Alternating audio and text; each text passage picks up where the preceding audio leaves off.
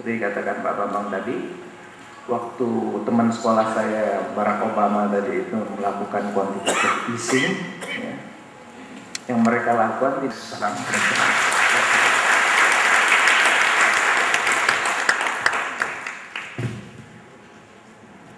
Baik, terima kasih Pak Dewan Amin. Berikutnya, ulang aja Prof. Sambil nunggu aja. Nanti kalau ada kita break sebentar. Enggak.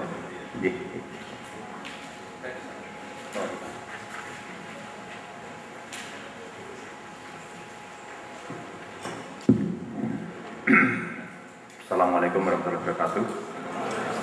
Langsung saja menyambung Bapak Dr. Riawan Amin. Saya ingin menyumbang mengenai peran pemerintah dan organisasi agama dalam mengembangkan ekonomi Islam. Jadi pertanyaannya, ekonomi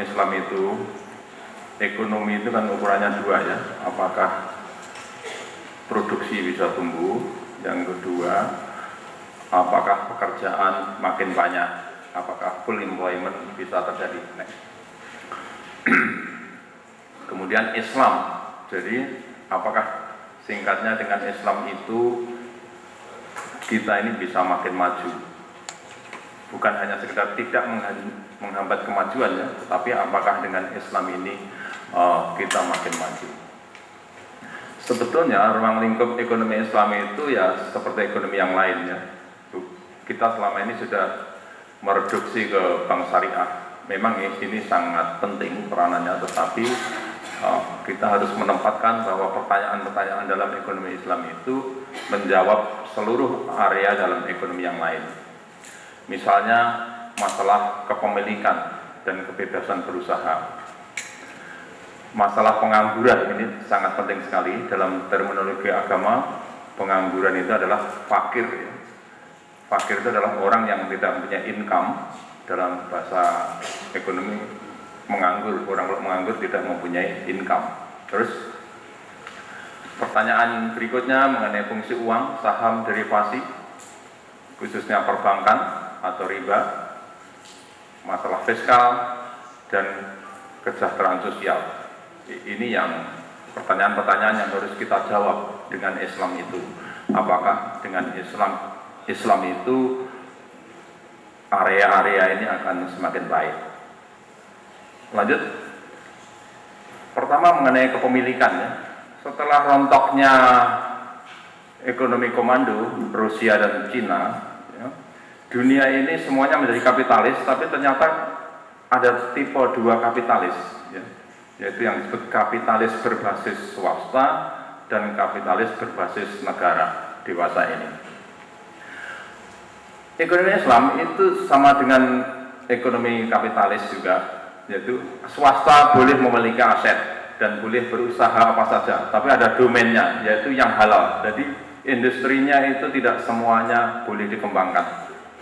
Jadi dengan halal itu tidak semua industri boleh berkembang. Dengan demikian energinya itu akan mendorong energi positif.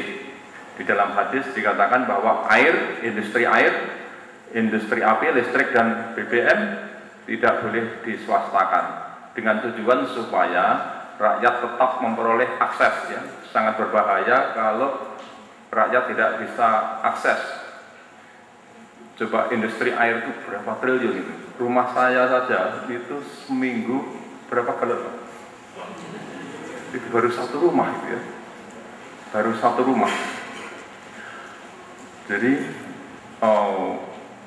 saya tidak tahu berapa triliun gitu ya industri air, dan itu secara industri sangat dimonopoli oleh Aqua. Tapi kita dibentuk oleh sistem konsumsi yang tiba-tiba kita menjadi kecanduan Aqua ya, kecanduan air itu ya. Menurut Islam sebetulnya ini harus dimiliki oleh negara karena ini benar-benar hajat hidup orang banyak.